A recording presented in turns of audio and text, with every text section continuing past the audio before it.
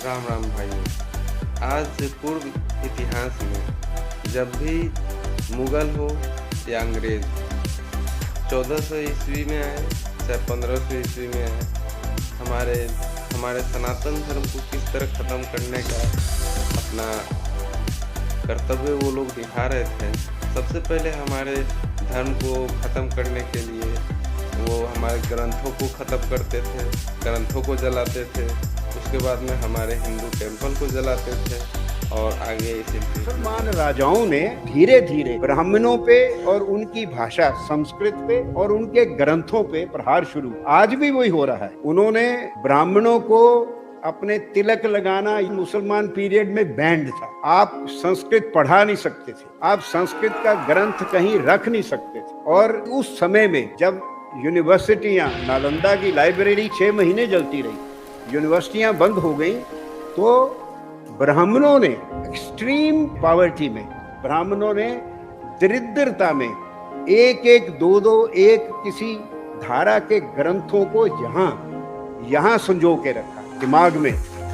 क्योंकि किताब तो दिखती है, किताब तो वो जला देते थे। आज भी आप अगर मिडिल ईस्ट में जाते हो, आप भगवत गीता की कॉपी ले जा नहीं सकते, वो आपके सामने फाड़ दी जाएगी, श्रेड कर दी जाएगी। वो यहाँ होता था।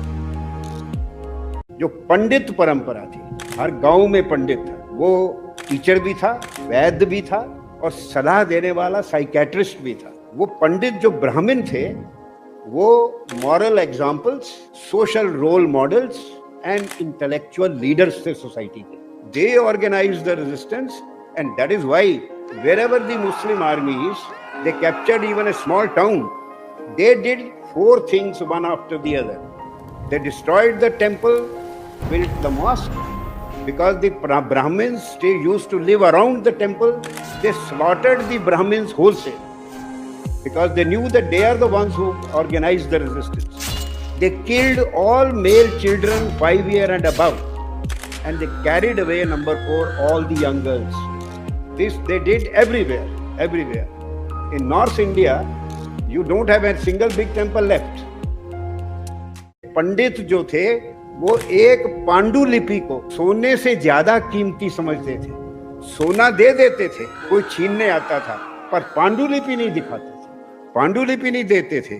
पर उनकी इतनी दरिद्रता हो गई कि पंडिताइनों ने पांडुलिपियों की लकड़ियों से चूल्हा जलाना शुरू किया। लकड़ी नहीं थी उनके पास, और पांडुलिपियों को किचन गार्डन में फेंक दिया, किचन गार्डन में, क्योंकि उसको ग्रंथ को आप जला नहीं सकते। और उनके बच्चे, उन्होंने देखा कि जो लड़का, जो बच्चा अंग्रेजी शिक्षा लेता है, वो तो आगे बढ़ जाता है। और ये मेरे पिताजी पांडुलिपियां संभाल के खाने के भी मोहताज हैं। तो उनके बच्चों ने संस्कृत भाषा पढ़ना, वेदों का अध्ययन और ये सब, और पुरोहितगिरी सब बंद कर दिया। जब से ब्राह्मणों ने अपना धर्म छोड़ दिया, हिंदू धर्म का ह्रास हो गया। क्या धर्म छोड़ दिया? वेद अध्ययन छोड़ दिया। पर इसमें कसूर ब्राह्मणों का नहीं है। महाभारत में पढ़िए, सबसे कठिन धर्म ब्राह्मण का धर्म है। ब्राह्मण का धर्म सबसे कठिन है जीवन यापन।